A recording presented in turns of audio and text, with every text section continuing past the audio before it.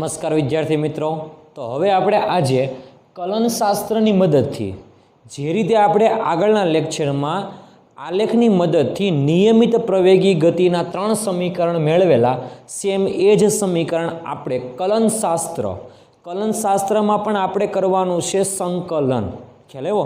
એટલે કલનશાસ્ત્રમાં સંકલનની મદદથી આપણે નિયમિત પ્રવેગી ગતિના સમીકરણો મેળવવાના છે। એટલે બરાબર ધ્યાનથી થિયરીમાં જોજો। ખ્યાલ આવ્યો? આ વસ્તુમાં આગળના જે વિડીયો લેક્ચરમાં જે કોન્સેપ્ટ હતા એ જ કોન્સેપ્ટનો ઉપયોગ કરવાનો છે, પણ આગળના લેક્ચરમાં આપણે આલેખની રીતની મદદથી સાબિત કરેલા, અહીંયા આગળ આલેખની રીતની મદદ નથી, અહીંયા આગળ સંકલનનો ઉપયોગ કરવો પડશે। ખ્યાલ આવ્યો? તમારે પહેલાં ટૂંકમાં માહિતી લખી નાખવાની છે કે t બરાબર 0 સમયે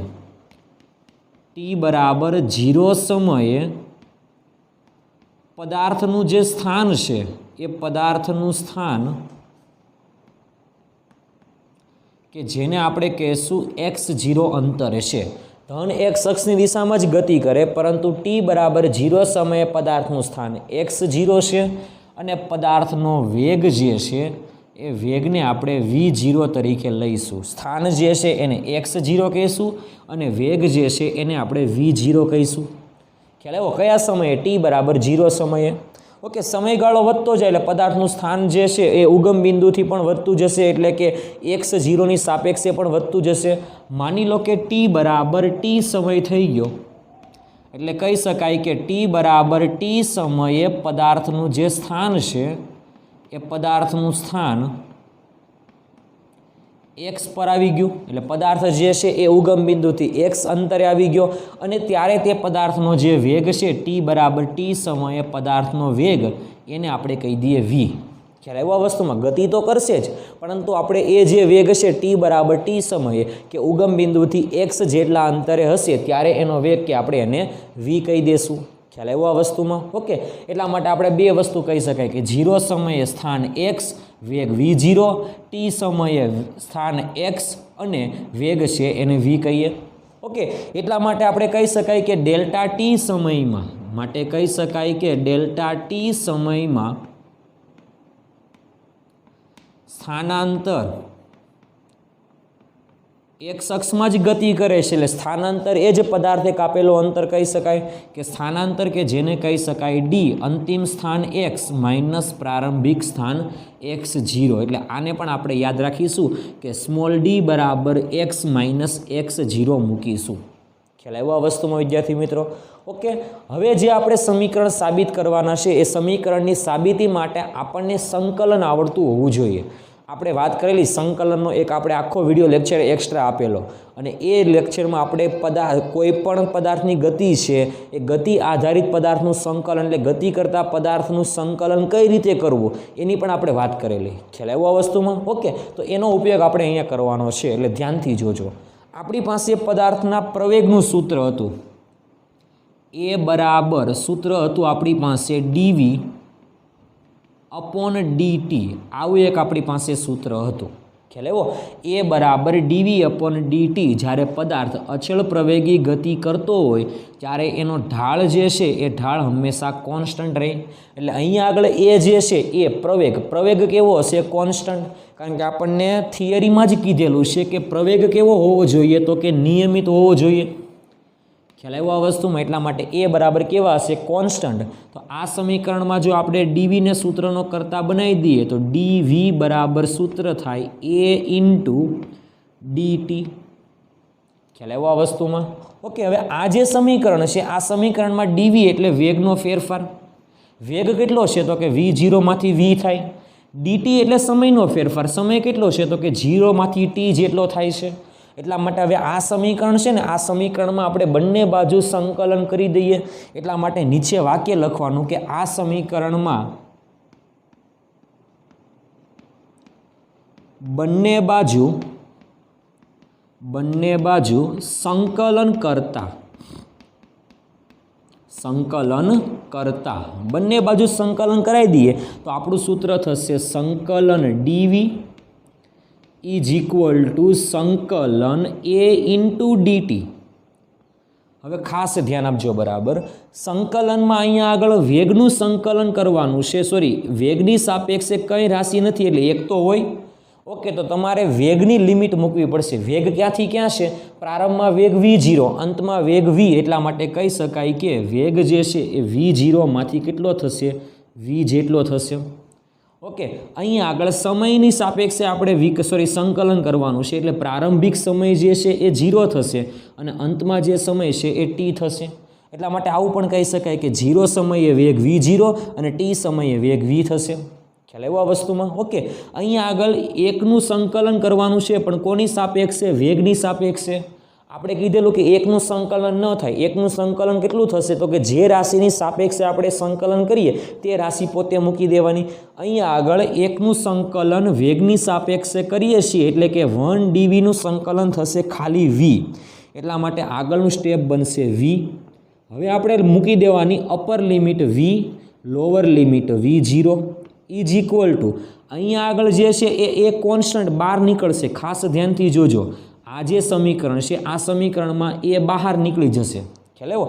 એટલા માટે જો આના ઉપરથી આપણે સ્ટેપ બનાવવું હોય તો આ રીતે પણ બની શકે. સંકલન v0 થી v1 into dv is equal to એ જે છે કોન્સ્ટન્ટ, કારણ કે નિયમિત પ્રવેગ નહીં બદલાય એટલે સંકલનની બહાર જશે.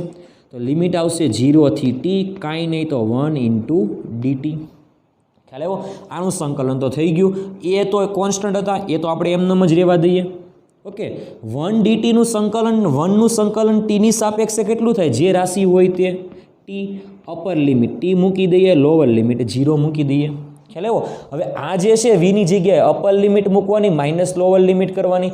આમાં પણ અપર લિમિટ મૂકવાની, માઇનસ લોઅર લિમિટ મૂકવાની. તો અહીંયા આગળ સમીકરણ થશે v minus lower limit v0 is equal to A upper limit T, lower limit 0, T minus 0 એટલે ટી થશે. ખ્યાલ આવ્યો? એટલે v માઇનસ v0 બરાબર at. એટલા માટે આપણું સમીકરણ બની ગયું v બરાબર, આને સામે લઈ લો એટલે પ્લસ થઈ જાય, v0 પ્લસ at. ખ્યાલ આવ્યો આ વસ્તુમાં વિદ્યાર્થી મિત્રો? ઓકે, આને આપણે સમીકરણ નંબર 1 આપી દઈએ કે જે આપણને મેળવવાનું હતું એ મળી ગયું. v બરાબર v0 પ્લસ at. ખ્યાલ આવ્યો? આ આપણે કલનશાસ્ત્રની મદદથી મેળવેલું છે કે કલનશાસ્ત્રની મદદથી નિયમિત પ્રવેગી ગતિ કરતો જે પદાર્થ છે એ પદાર્થનું પહેલું સમીકરણ, કે જે નિયમિત ગતિ કરતા પદાર્થના 3 સમીકરણ છે, એટલે પ્રવેગી ગતિ કરતા પદાર્થના 3 સમીકરણ છે, એમાંથી આપણને આ પહેલું સમીકરણ મળી ગયું. ખ્યાલ આવ્યો? એટલે પહેલા સમીકરણની સાબિતી છે v બરાબર v0 પ્લસ at. ખ્યાલ આવ્યો આ વસ્તુમાં વિદ્યાર્થી મિત્રો? ઓકે, કઈ રીતે સાબિત કરેલું છે? તો કે પહેલાં પ્રવેગનું સૂત્ર લખવું, એમાંથી આ સમીકરણ લખવું, આ સમીકરણમાં બંને બાજુ સંકલન મૂકવું એટલે આ થયું. એમાંથી એ કોન્સ્ટન્ટ હશે કારણ કે નિયમિત પ્રવેગ છે એટલે સંકલનની બહાર કાઢવાનો, કારણ કે સંકલન થાય નહીં એટલા માટે બહાર કાઢ્યો એટલે બંને બાજુ હવે સંકલન થઈ ગયું એટલે આ સ્ટેપ મળ્યું. અપર લિમિટમાંથી લોઅર લિમિટ મૂક્યું, ત્યારબાદ અંતમાં આપણને આ સ્ટેપ મળે છે. ખ્યાલ આવ્યો આ વસ્તુમાં વિદ્યાર્થી મિત્રો? એટલે સ્ટેપ બાય સ્ટેપ આપણે કામ કરવાનું છે અને વ્યવસ્થિત રીતે આપણે કામ કરીને આપણે સમીકરણ સાબિત કરવાનું છે કે v બરાબર v0 પ્લસ at. આ સમીકરણ શેની માહિતી આપે? જે રીતે આપણે આગળના વિડીયો લેક્ચરમાં વાત કરેલી કે આ સમીકરણ છે કોઈ પણ સમયે પદાર્થનો વેગ કેટલો છે એની માહિતી મળશે. ખ્યાલ આવ્યો આ વસ્તુમાં? એટલા માટે આપણે પેલું સમીકરણ સાબિત કરી નાખ્યું. હવે આપણે બીજું સમીકરણ સાબિત કરવાનું છે એટલે ધ્યાનથી બરાબર જોજો બીજું સમીકરણ કઈ રીતે સાબિત કરીએ છીએ તે. ખ્યાલ આવ્યો આ વસ્તુમાં? ઓકે, આપણી પાસે વેગ હતો v બરાબર dx અપોન dt. આવું આપણી પાસે એક સૂત્ર હતું. વેગ એટલે કે સમયની સાપેક્ષે અંતરનું વિકલન કરવાથી વેગ મળે. ઓકે, આ સમીકરણમાં આપણે dx ને સૂત્રનો કરતા બનાવી દઈએ તો dx બરાબર સૂત્ર બનશે v ઇન્ટુ dt. ખ્યાલ આવ્યો આ વસ્તુમાં? શું સૂત્ર બનશે? v into dt. હવે સમીકરણ 1 પરથી આમાં v ની કિંમત મૂકી દે એટલે આપણે લખી શકાય કે સમીકરણ 1 પરથી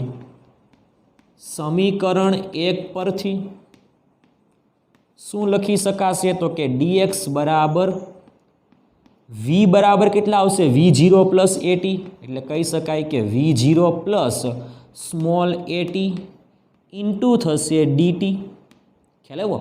હવે આ ડીટીને આપણે અંદર ગુણાકાર કરી દઈએ એટલે સૂત્ર થશે v0 into dt plus at into dt is equal two થશે dx. હવે ધ્યાનથી જોજો, આ જે સમીકરણ છે એ સમીકરણમાં બંને બાજુ સંકલન કરતા જે રીતે આપણે અહીંયા આગળ વાક્ય લખ્યું સેમ એ જ રીતે અહીંયા આગળ વાક્ય લખીએ છીએ કે બંને બાજુ સંકલન કરતા, એટલે આ સમીકરણમાં બંને બાજુ સંકલન કરીએ તો, એટલે સંકલન કરતા, ઓકે, તો સંકલન કરીએ તો dxમાં સંકલન આવશે, dx સંકલન dx ઇઝ ઇક્વલ ટુ સંકલન v0 dt પ્લસ સંકલન a t ઇન્ટુ dt. ખ્યાલ આવ્યો આ વસ્તુમાં? હવે ધ્યાનથી જોજો, dx એટલે અંતરની સાપેક્ષે કંઈ નથી, તો એક તો છે જ ને, તો એનું સંકલન કરવા માટે અહીંયા આગળ લિમિટ આપણે અંતરની મૂકવી પડશે. તો પ્રારંભમાં અંતર x0, અંતમાં અંતર x, એટલે લોઅર લિમિટ જે છે એ x0 થશે, અપર લિમિટ x થશે. સમયની સાપેક્ષે આપણે વિકલન કરવાનું છે, ધ્યાનથી જોજો. તો સમયની સાપેક્ષે આપણે સંકલન કરવાનું છે, એટલે સમયની લિમિટ હોવી જોઈએ. સમયની લિમિટ જો આપણે વાત કરવી હોય તો બરાબર ધ્યાનથી જોજો, પ્રારંભમાં સમય 0, અંતમાં સમય t. અહીંયા આગળ પણ સમય જ હશે, એટલે લિમિટ સમયની જ આવશે 0 થી t. ખાસ યાદ રાખજો, સંકલનમાં લિમિટ કોની આવે? જેની સાપેક્ષે કરીએ છીએ સંકલન એની લિમિટ આવશે. ઓકે, હવે ધ્યાનથી જોજો આગળનું સ્ટેપ શું લખું છું તે. x0 થી x કાંઈ નથી તો 1 તો છે જ ને, તો 1 into dx is equal two v0 constant છે, બહાર નીકળશે કારણ કે વેલ્યુ છે, તો કે 0 થી t કાંઈ ન વધે એટલે 1 તો વધે ને, તો 1 ઇન્ટુ dx પ્લસ નિયમિત પ્રવેગી ગતિમાં પ્રવેગ એક સમાન હોય એટલે સંકલનની બહાર નીકળશે, સંકલન 0 થી t કંઈ નહીં વધે તો t ઇન્ટુ dt તો વધશે જ ને. ખ્યાલ આવ્યો આ વસ્તુમાં? ઓકે, હવે આપણે સંકલન કરી નાખીએ. 1 dx એટલે શું? તો કે dxની સાપેક્ષે એકનું સંકલન કેટલું થાય? તો કે જે તે રાશિ હોય તે રાશિ, કઈ રાશિ આવશે? તો કે x. ધ્યાનથી જોજો, અપર લિમિટ થશે x, lower limit x0 is equal two, ધ્યાનથી જુઓ, v0 1 dt, dx નહીં, શું આવશે? dt. તો સમયની સાપેક્ષે એકનું સંકલન કેટલું થશે? જે રાશિ હોય તે રાશિ પોતે, કઈ રાશિ છે? તો કે t. તો આ t upper limit t, lower limit 0 plus ધ્યાનથી જુઓ અહીંયા આગળ a. હવે t ઇન્ટુ dt એટલે dtની સાપેક્ષે tનું સંકલન કરવું હોય તો નિયમ આપણે પહેલો વાપરી દેવાનો, ઘાતમાં એકનો વધારો, વધેલી ઘાત છેદમાં, એટલે અહીંયા આગળ ઘાત 1 વધારી દઈએ, t²/2 upper limit t, lower limit 0.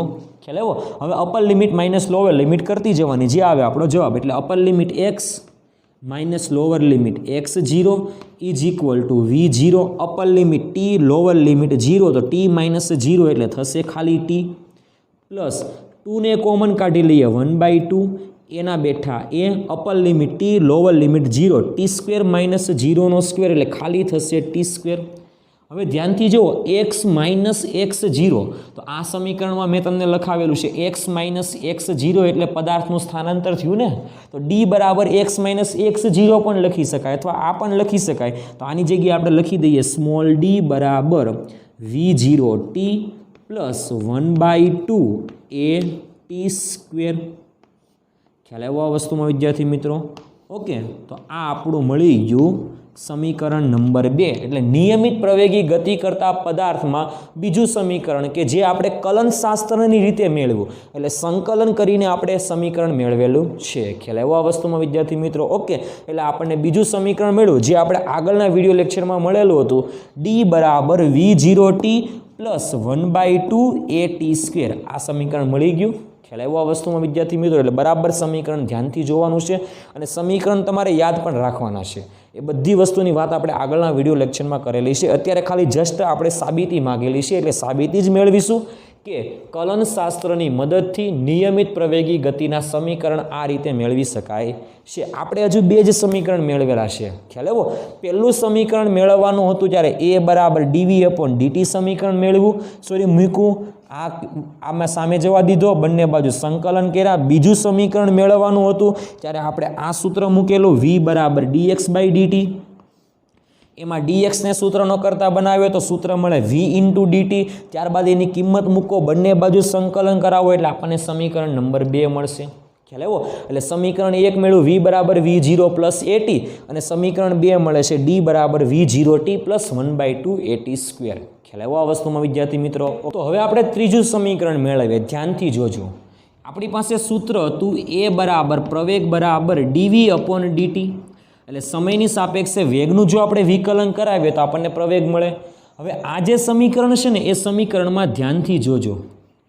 dv upon dx cross dx upon dt. એટલે આ સમીકરણ ઉપરથી આ સમીકરણમાં મેં શું કરેલું છે ધ્યાનથી જોજો. ઉપર અને નીચે dx વડે ગુણાકાર કરી દીધો. dx કેન્સલ, આવી ગયું ઉપરનું સૂત્ર dv અપોન dt. ખ્યાલ આવ્યો આ વસ્તુમાં શું કરેલું છે? ત્રીજું સમીકરણ સાબિત કરવાનું છે એટલા માટે કહું છું. એટલે બરાબર ધ્યાનથી જાજો કે a બરાબર dv અપોન dt હતું. ઉપર નીચે બંને બાજુ આપણે dx વડે ગુણાકાર કરી દીધો તો આપણને બીજું સ્ટેપ મળ્યું. હવે ધ્યાનથી જોજો તમે. અહીંયા આગળથી આપણે આવું લખી શકાય a બરાબર dx અપોન dt એને વેગ કહેવાય. તો અહીંયા આગળ વધશે dv અપોન dx. શું વધશે? dv અપોન dx અને dx અપોન dt ને તો વેગ કહી શકાશે. હવે આ જે છે dx એને સામે જવા દઈએ એટલે સૂત્ર બનશે a into dx is equal two v into dv. ખ્યાલ આવ્યો આ વસ્તુમાં? હવે આ સમીકરણમાં આપણે બંને બાજુ સંકલન લાગુ પાડીએ તો આપણે કહી શકાય તે પ્રમાણે બંને બાજુ સંકલન કરીએ એટલે આ સમીકરણમાં બંને બાજુ સંકલન કરતા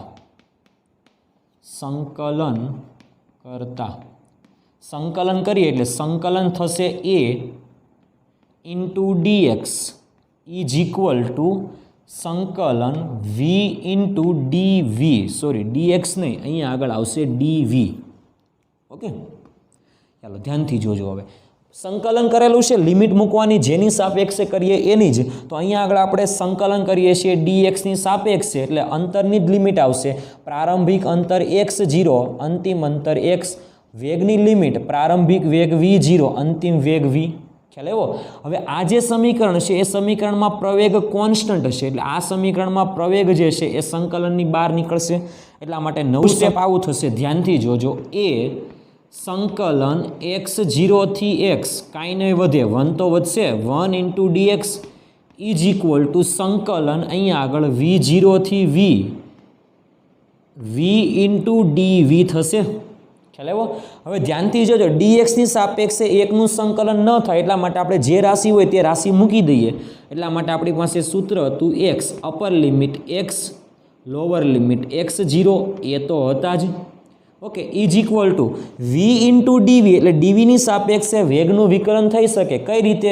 ઘાતમાં એકનો વધારો, વધેલી ઘાત છેદમાં એટલે ઘાત 1 છે એટલે 1 વધે એટલે v² બાય કેટલા થશે તો કે ટોટલ ઘાત છે 2 તો 2 થશે. અપર લિમિટ v અને લોઅર લિમિટ v0. ઓકે, હવે upper limit minus lower limit કરવાની એટલે આપણને જવાબ મળશે a કૌંસમાં x minus x0 upper limit minus lower limit is equal two upper limit v મૂકો તો v²/2 minus lower limit v0 મૂકો તો v0² 2. ઓકે, હવે અંશમાંથી v² માઇનસ v0² હોય તો છેદમાં 2 છે એટલે 2 કોમન લઈએ એટલે 1/2 કૌંસમાં થશે v² માઇનસ v0². અહીંયા આગળ થશે a કૌંસમાં x માઇનસ x0 થશે. ઓકે, હવે સામે આ 2 છે એ સામે જશે એટલે સૂત્ર બનશે 2a કૌંસમાં x minus x0 is equal two અહીંયા આગળ બનશે v² માઇનસ v0². ઓકે, હવે x માઇનસ x0 છે એની જગ્યાએ આપણે સ્મોલ d મૂકી દઈએ તો સ્મોલ d બરાબર સૂત્ર આપણને મળશે 2a. x માઇનસ x0 હતા ત્યાં આપણે સ્મોલ d મૂકી દઈએ તો સૂત્ર બનશે 2ad v² માઇનસ v0². આને આપણે ઉલટાઈ દઈએ તો સૂત્ર બનશે v² minus v0² is equal two 2ad. આને આપણે સમીકરણ નંબર 3 કહી દઈએ કે જે અચળ પ્રવેગી ગતિનું સમીકરણ હતું. જે રીતે આપણે આલેખની રીતે 3 સમીકરણ મેળવેલા એમાંથી ત્રીજું સમીકરણ આવું જ હતું v² minus v0² is equal two 2ad. આ જે સમીકરણ છે આ સમીકરણમાં સમય આવતો નથી. ધ્યાનથી જુઓ. ખ્યાલ આવ્યો? આ વસ્તુમાં સમય નથી આવતો એટલા માટે આ સમય સિવાય એટલે કે સમય પર આધારિત નથી આ સમીકરણ. ઓકે, એટલા માટે સમીકરણ છે v² - v02 is equal two 2AD. સમીકરણ નંબર 3 મળી ગયું. ખ્યાલ આવ્યો? તો આવી રીતે આપણે સમીકરણ 1 કે જે v બરાબર v0 પ્લસ AT હતું એ કલનશાસ્ત્રની મદદથી પણ મેળવી શકાય અને આપણે આલેખની રીતે પણ મેળવી શકાય. બીજું સમીકરણ હતું d બરાબર v0t પ્લસ 1/2 AT². આ પ્રથમ બે સમીકરણ હતા એ સમય આધારિત સમીકરણ હતા. ખ્યાલ આવ્યો આ વસ્તુમાં? પહેલું સમીકરણ એ કોઈ પણ સમયે વેગ મેળવવાનું હતું. બીજું સમીકરણ કોઈ પણ સમયે પદાર્થનું સ્થાન અથવા સ્થાનાંતર પણ મેળવવાનું હતું. ખ્યાલ આવ્યો? અને ત્રીજું સમીકરણ છે એ સમય આધારિત નથી. ખ્યાલ આવ્યો? એટલા માટે સમીકરણ સૌથી અગત્યનું સમીકરણ છે કે v² - v02 is equal two 2AD. જ્યાં v એટલે યાદ રાખવાનું અંતિમ વેગ અને v0 એટલે યાદ રાખવાનું આપણે પ્રારંભિક વેગ. ખ્યાલ આવ્યો આ વસ્તુમાં વિદ્યાર્થી મિત્રો? ઓકે, તો જે રીતે આપણે આલેખ દ્વારા નિયમિત પ્રવેગી ગતિના 3 સમીકરણ મેળવેલા હતા, સેમ એના એ જ સમીકરણ પરંતુ આપણે યાદ રાખવાનું છે કલનશાસ્ત્રની મદદથી જ મેળવેલા છે. ખ્યાલ આવ્યો આ વસ્તુમાં વિદ્યાર્થી મિત્રો? ઓકે, એટલે બરાબર ધ્યાન આપવાનું છે. ઓકે, આ દાખલો પણ પૂછી શકાય તમને આવો કે કલનશાસ્ત્રની મદદથી નિયમિત પ્રવેગી ગતિના સમીકરણ મેળવો. ખ્યાલ આવ્યો આ વસ્તુમાં? ઓકે, એટલે આપણે 3 સમીકરણ મેળવવા પડશે. પહેલું સમીકરણ v બરાબર v0 પ્લસ AT, બીજું સમીકરણ d બરાબર v0t પ્લસ 1/2 AT² અને ત્રીજું સમીકરણ v² - v02 is equal two 2AD. ખ્યાલ આવ્યો આ વસ્તુમાં વિદ્યાર્થી મિત્રો? ઓકે, તો આ 3 સમીકરણ જે રીતે આગળના વિડીયો લેક્ચરમાં વાત કરેલી કે બહુ જ ઇમ્પોર્ટન્ટ સૂત્ર છે, તો તે સૂત્ર અને આ સૂત્ર બંને એક સરખા જ છે પરંતુ મેળવવાની રીત ખાલી અલગ અલગ છે. ખ્યાલ આવ્યો? એટલે સૂત્રને બરાબર રીતે તૈયાર કરવાના છે. ખ્યાલ આવ્યો આ વસ્તુમાં વિદ્યાર્થી મિત્રો? ઓકે, તો આ હતી આપણી આજના વિડીયો લેક્ચરની થિયરી કે કલનશાસ્ત્રની મદદથી નિયમિત પ્રવેગી ગતિના સમીકરણ મેળવો તે. ખ્યાલ આવ્યો આ વસ્તુમાં વિદ્યાર્થી મિત્રો? Okay, thank you.